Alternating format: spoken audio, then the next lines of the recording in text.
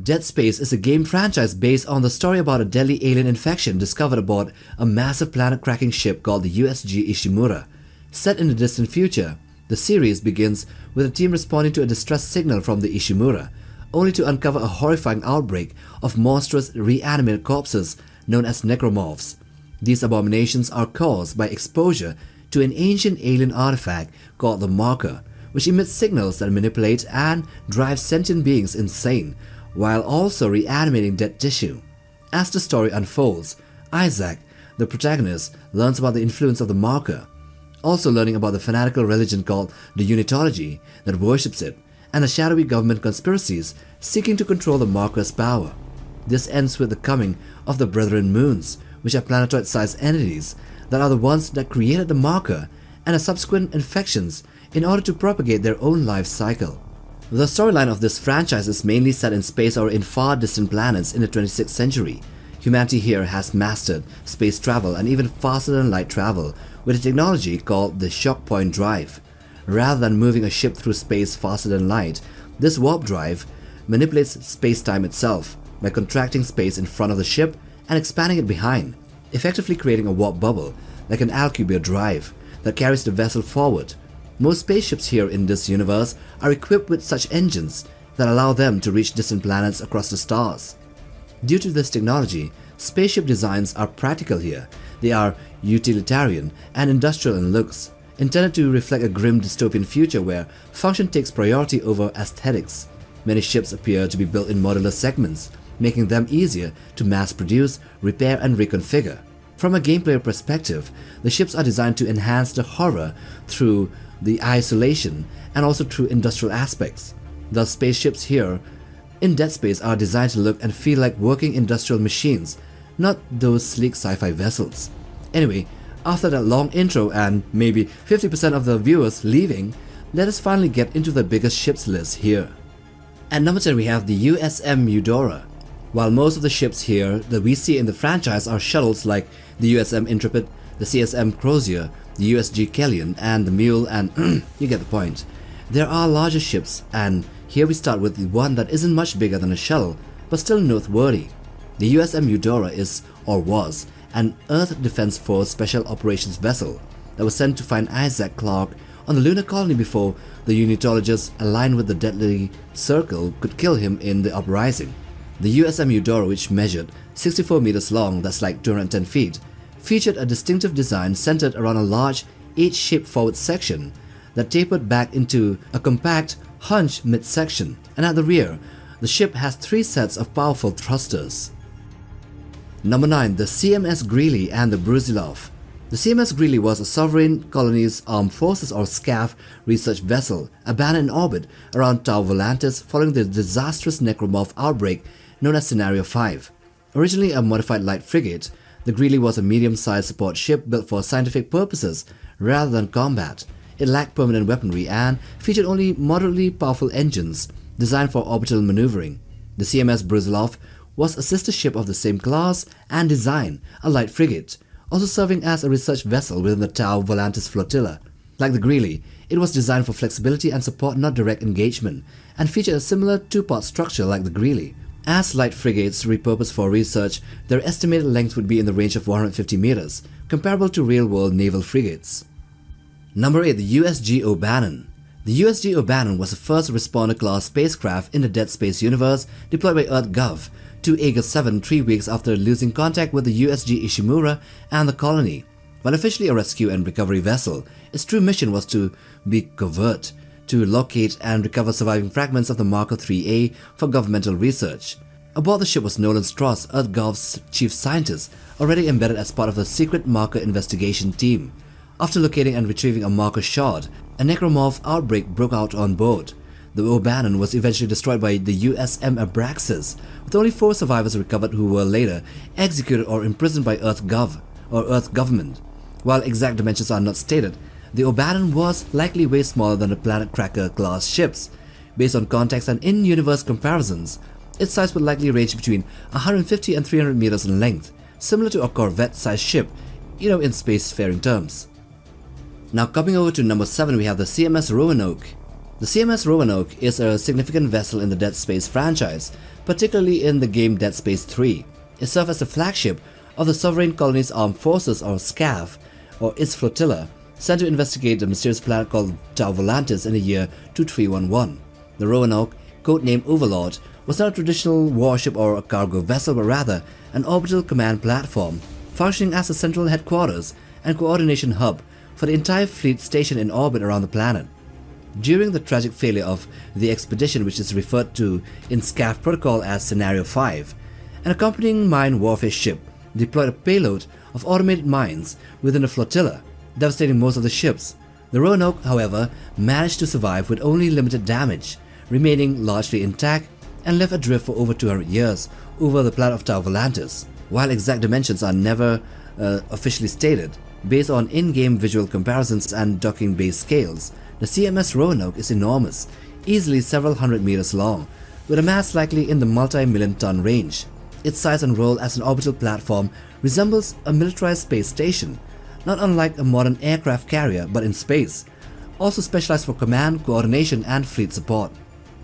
On the 6th spot we have the USM Valor. The Abraxas and the USM Victory are Earth Defense Force warships, likely of the destroyer class, designed for high-powered military operations, interdiction and containment missions in deep space. The USM Valor was a confirmed destroyer, captained by Commander F. Cadigan. Though only one-fifth the size of the USG Ishimura, it packed formidable firepower, including heavy cannon batteries on all sides of the hull, with also torpedoes and missile systems, and a powerful 12-megaton Eurydice Mod 1 nuclear missile, intended for destroying the Ishimura if a Necromorph threat was confirmed. So the USM Abraxas was another destroyer-class vessel notable for recovering the 4 survivors of the USG Oannon after a failed marker mission, acting in a containment and retrieval role under Earth-Gov command. Then the USM Victory, another ship, was a similar military warship stationed at the Aegis System Shock Point blockade. Anyway, given the USG Ishimura is approximately 1600 meters or 1.6 kilometers, that means a mile in length, a destroyer-class warship a fifth of the size, like the Valor, would measure around 300 to 350 meters long, making them compact but still heavily armed. At number 5 we have the CMS Shackleton. This was a SCAF vessel dispatched to Tau Volantis as part of the expeditionary fleet. Though its exact role is not detailed in-game, it likely served as a heavy fire support ship, possibly a battleship. Given the hints from data mine files and its apparent armament of tracking and homing mines, the Shackleton most likely supported ground operations before being destroyed during the Scenario 5 Necromorph outbreak, along with much of the fleet. The ship is technically the first wreck encountered in Dead Space 3, visible only as large fragments of hull plating and scattered debris after the USM Udora exits shock point above Tau Volantis. Based on in-game debris models and comparisons, the CMS Shackleton is estimated to be larger than the CMS Gley but smaller than the CMS Teranova. This places its estimated length in the range of 300 to 400 meters, making it a medium to large size warship, well, here in this universe at least. Number 4. The CMS Teranova. The CMS Teranova was a large cargo/shuttle support and resupply vessel within the fleet to Tau Volantis, the SCAF fleet. Following the Necromorph outbreak known as Scenario 5, the ship was left abandoned in orbit around the planet alongside the remnants of the SCAF flotilla, measuring approximately 530 meters in length, about one-third the size of the USG Ishimura. The Teranova was the largest ship in the Tau Volantis fleet. It was equipped with a tram system that connected its different sections, and featured a wide range of internal facilities such as residential quarters, environmental control rooms, cargo bays, and the coding tower. It also housed a shuttle cradle capable of storing and servicing 2 large shuttles independently. The ship was crewed and built for maximum utility due to the technological limitations of its time, which is roughly a century before the Ishimura. In many respects, the Teranova represented a precursor to the larger Planet Cracker class vessels that came later on, serving as an evolutionary link in humanity's later more massive ships. Number 3. The USG Ishimura. This was the flagship of the Concordance Extraction Corporation, or the CEC, and the first of the Planet Cracker class mining vessels launched in 2446. It was named after Hideki Ishimura, the inventor of the shock point drive. It was the first ship of its scale to be equipped with faster-than-light technology for large-scale commercial operations. At over 1600 meters in length, the Ishimura represented the pinnacle of 25th century space engineering and became an icon for human expansion and industrial might in deep space. Its ability to mine asteroids and even moons using gravity tethers, and the scan and catch method allowed it to sustain Earth and its colonies through resource extraction everywhere. Despite being over 60 years old by the time of the Aegis 7 incident, the ship remained in exceptional condition due to the regular upgrades and refits. Its shock point drive, its gravity centrifuge and mining systems were still top of the line.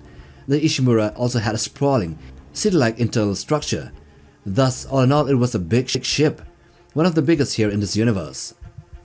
And number 2, we have the USG Castle and Perseus. Both the USG Castle and the USG Perseus were massive Planet Cracker class mining vessels operated by the Concordance Extraction Corporation, similar in design and function to the iconic USG Ishimura. The USG Castle was only mentioned briefly in the lore, as the Castle is a standard CEC planet cracker used for large-scale resource extraction via planetary fragmentation. The USG Perseus, however, was stationed above the planet called Uxor, and it played a key role as it was used by Jacob Danik, the leader of the Unitologist fanatics, to secretly observe and target a marker shroud, which was a protective cover hiding a marker in that planet.